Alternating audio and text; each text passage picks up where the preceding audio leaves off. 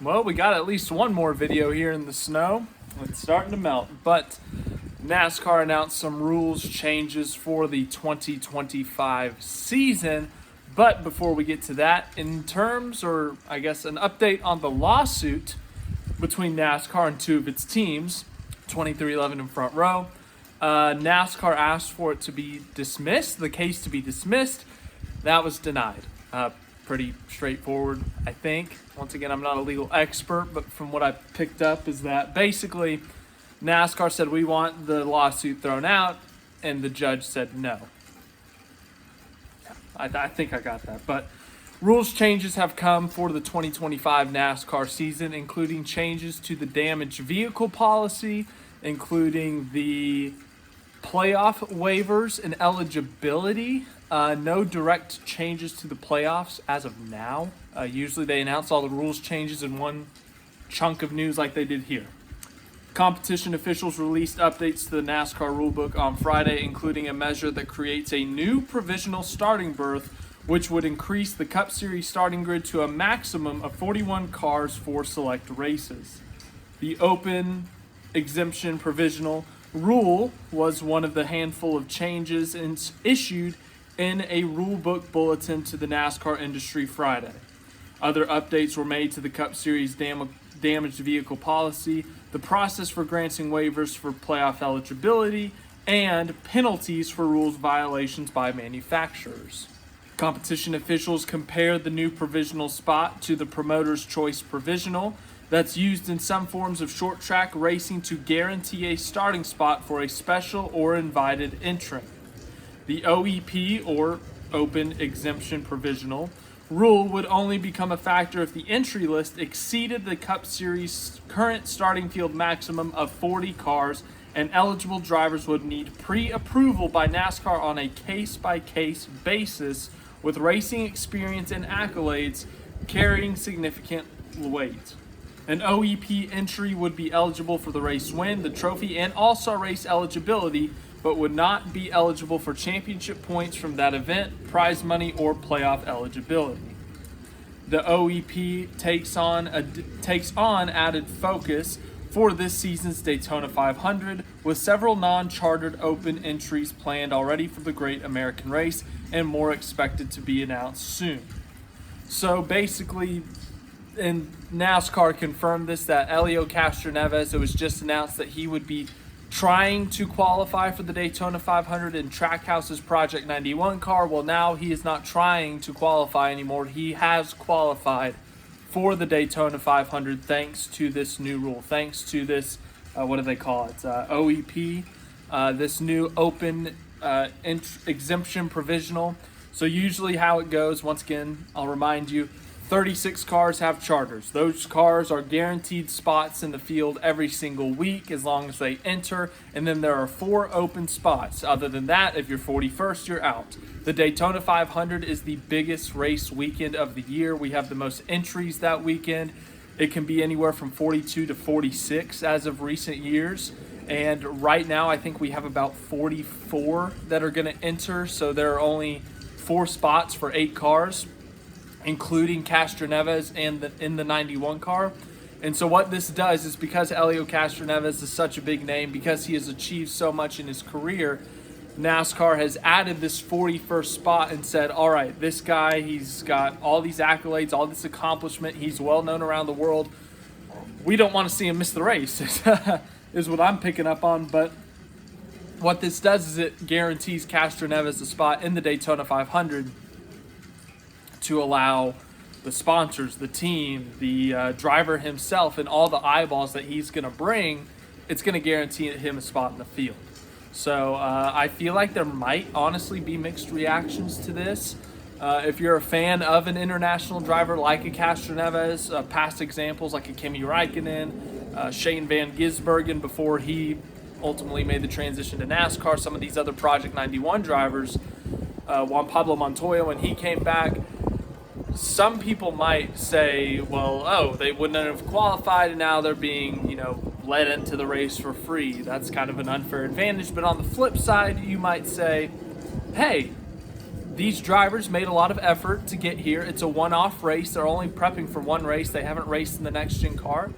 Let's give them an opportunity. Let's give them a chance to learn and potentially do better in the race. But that's just my opinion on it. Among other updates in Friday's rulebook bulletin, NASCAR officials updated the damaged vehicle policy, or DVP, for the Cup Series starting this season, adjusting the rule that damaged cars that are either driven or towed to the garage will be out of the race. Starting in 2025, cars will be permitted to continue in the race after repairs in the garage. Officials will continue to maintain a 7-minute time limit, 8 minutes for Atlanta Motor Speedway events, for repairs made on pit road. Any repairs exceeding the 7-minute limit must be made in the Cup Series garage, where no clock will be kept on repair work. Teams will be penalized if a car leaves its pit box to rejoin the race and the DVP clock expires before it reaches pit exit. Any vehicle unable to be driven to pit road because of crash damage or flat tires will be towed to the garage.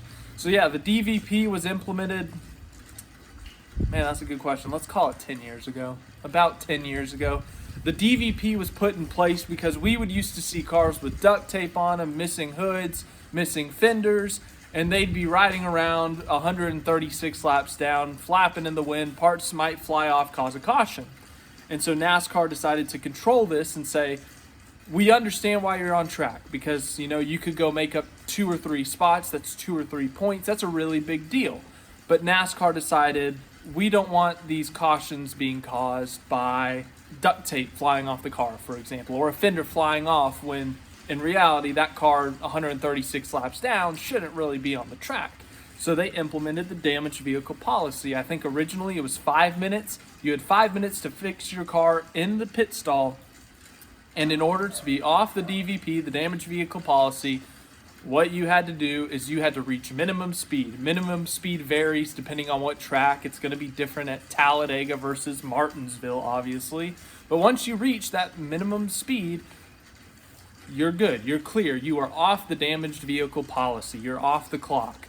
And there was a little bit of a loophole that if you get off the DVP clock, like if you reach minimum speed, you could then go to the garage and have a mechanical problem and fix everything.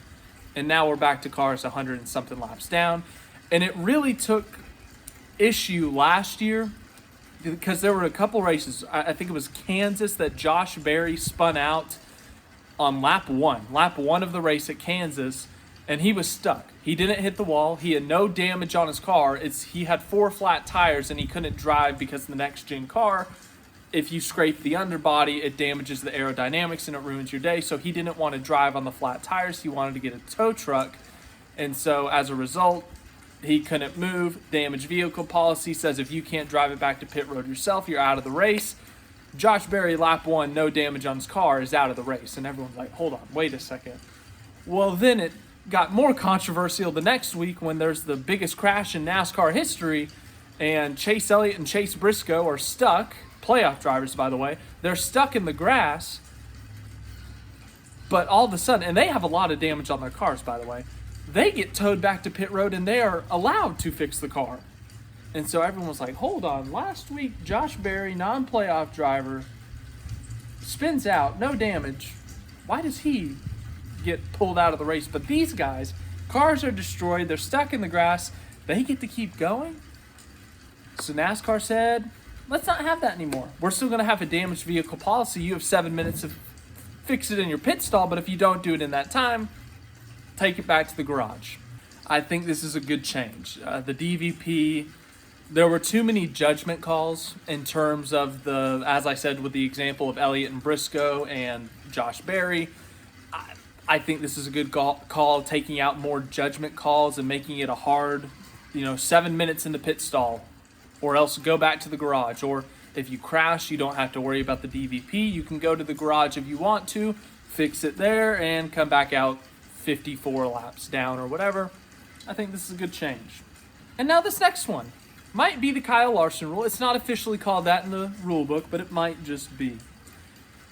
If competition officials grant a waiver for playoff eligibility, in some circumstances that driver will forfeit any playoff points accumulated in the regular season. Such a driver would start the playoffs with a baseline minimum of 2,000 points in the reset standings. Playoff points would be forfeited if a waiver is granted after a suspension or if a driver chooses to skip a race. Playoff points would not be forfeited in the event of a medical absence, missing a race for the birth of a child, or a family emergency, or if age restrictions prevent a driver from racing a full season. So essentially, when you look at the history of the playoff waiver, the win and you're in since 2014, if you win a race, you're in the playoffs. Pretty simple. And the rules state that if you are eligible to make the playoffs, you have to race in every single NASCAR Cup Series race. Well, sometimes circumstances happen. Kyle Busch in 2015 broke both of his legs, had to miss 10 races or so, and he got a waiver. They said that was an injury that happened on a NASCAR track. There's nothing you can do about it. It's an injury. We're not going to make you drive on your injury. You have a waiver. You are granted into the NASCAR playoffs if you win a race, and at the time, if you got into the top 30 in the points. Kyle Busch did that. He went on to win the championship. Same thing for Chase Elliott and Alex Bowman. While both of them ended up missing the playoffs, they both had waivers granted to them since they had injuries. And then there have been some weird cases. Chase Elliott got suspended in 2023, but because he missed a race, he had to get a waiver from NASCAR, and he got that waiver. Once again, he ended up missing the playoffs. It didn't really matter. But there have been other weird instances, like Matt Kenseth in 2020. Did not race in the first 4 races of the season. Kyle Larson gets fired. Matt Kenseth is the replacement. He's already missed 4 races, but he gets a waiver, a playoff waiver, for not even trying to get into the playoffs or the championship. He ended up not making it, so it ended up being a no story, but here I am 5 years later talking about it. Nearly 5 years. But there's just been a lot of weird cases, and then 2024 hits. Kyle Larson attempting to do the double, the Indianapolis 500, and then fly to Charlotte for the Coca-Cola 600 at night. And weather, not snow, but weather, impacted it. It ruined Kyle Larson's attempt to complete 1,100 miles in one day. Kyle Larson ended up completing the Indianapolis 500. I think he finished, 18th? He finished on the lead lap, got those 500 miles, but he missed the first half or so of the Coca-Cola 600. And as soon as he got there, it started raining. He didn't get to race in it. He missed a NASCAR Cup Series event as the points leader, as the championship leader, as the playoff point leader. And NASCAR went through a 2-week thing of not saying if they were going to grant Larson a waiver or not. And it was a big story because, as I said, Larson was the points leader. He was the championship leader. He had the most playoff points, the most wins. So are you really going to knock Kyle Larson out of the championship? No, they didn't. They ended up giving him a waiver, but they said, hey, you get a waiver, but if you do this next year, we're not promising a waiver. Like, if you miss a NASCAR Cup Series event, we're going to have some problems here. So NASCAR changed their rules. They changed the rule book and said, look, Kyle Larson, if you want to take that risk, if you want to go to Indianapolis and hope that it rains at Charlotte too, be our guest. But you will not be, you will be in the playoffs. We might give you a waiver, but no points for you. You have to start with 0 points like everyone else, or really be the only one. I don't think anyone had 0 points this year. So you would be last on the playoff grid. You would be starting behind the 8 ball. It'd be a very tough situation, no matter how good you are, because these playoffs, as we've seen, they have their fluky moments. I'm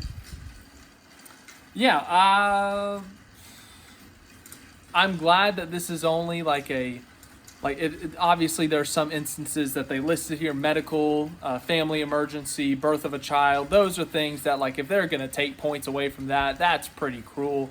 Obviously, NASCAR is not that cruel, so they made exceptions. The Larson Indy 500 situation, it's interesting because it is such a big deal for both parties, because NASCAR brought a lot of attention to it, because someone attempting the double is a really big deal. But I feel like this still discourages anyone from potentially trying this in the future. It's a really big deal to attempt the double. Only one person, I think only Tony Stewart, has completed the double. It would be racing history if you were to complete it or attempt it. And a lot of drivers have voiced their opinions and said, I want to try this. I think it was Ryan Blaney. He was the one of the ones who said, I hope Roger Penske lets me try this one day.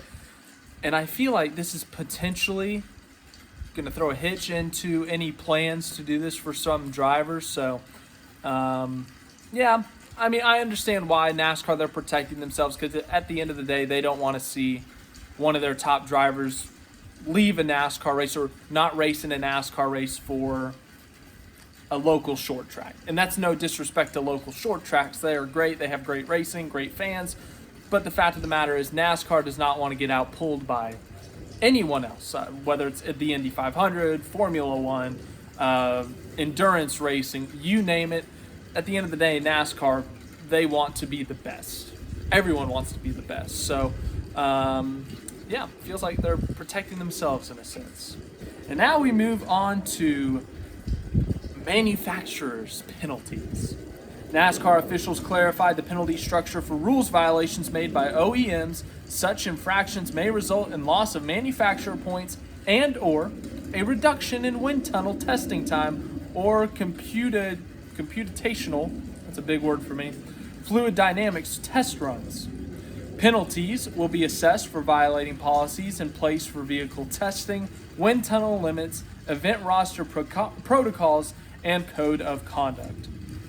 And then it goes on to say that competition officials adjusted the wording for the 100% rule of performance obligations, changing the focus on competitors who artificially alter the finishing positions to competitors who manipulate the outcome of the event. So this is a direct response to Martinsville. The DVP was a direct response to Kansas and Talladega from the fall. The waiver thing was a direct result to Kyle Larson, and this is a direct result of Martinsville in the fall, if you don't remember. There was 1 point separating Christopher Bell and William Byron. Byron held the spot, but all of a sudden he's got two Chevy teammates behind him right on his bumper, but they refused to pass him. They could have very easily passed him. They had the speed. They were right there, but they did not pass him. In fact, they started running too wide to block everyone else. And then Christopher Bell, who was trailing by 1 point, all of a sudden, Bubba Wallace slows down, says he has a tire going down very suspiciously, and Christopher Bell on the last lap does a 1/4 wall ride like Chastain, but he gets kicked out of the playoffs for the wall ride. That brought up a lot of controversy. The rules book said, hey, you can penalize a driver, you can penalize a team, dock them points, fine them money, but the manufacturers themselves could not be penalized. Pretty quickly, NASCAR said that's going to change in the offseason. This was pretty obvious that it was manipulated by the manufacturers themselves, Chevrolet and Toyota, and as a result, NASCAR said, hey, in the offseason, we're going to take a look at it, we're going to do a deep dive, and if we need to, we're going to add punishments for OEMs, and they have done that. Taking away wind tunnel time, that's a big deal for these manufacturers. Taking away their fluid dynamics, I'm assuming that's a big deal as well. But yes, a lot of direct responses to some of the incidents that we had in 2024. I applaud NASCAR. They looked at some of the situations, said, hey, these aren't exactly pretty, these aren't exactly great, we could probably do better, and they did. So good for them, good for NASCAR. But I'm sure some of these rules will be controversial. As I said, let me know what your thoughts are in the comments. But those are the only rule changes for now. No changes to the playoff system, no changes to the playoff eligibility outside of the waiver rule. But thanks for watching this video. I hope you enjoyed. Any other changes in the rule book that may happen, that may be relevant, I will do my best to let you know. Could be our last video in the snow, so I guess I got my laptop here, so I got to be careful. But one last throw. That was a left-handed throw, so that was bad. But anyways, thanks for watching. Hope you enjoyed. Hope you enjoyed the snow videos. I don't know when they'll happen again. It may be in a month. It may not be until next winter.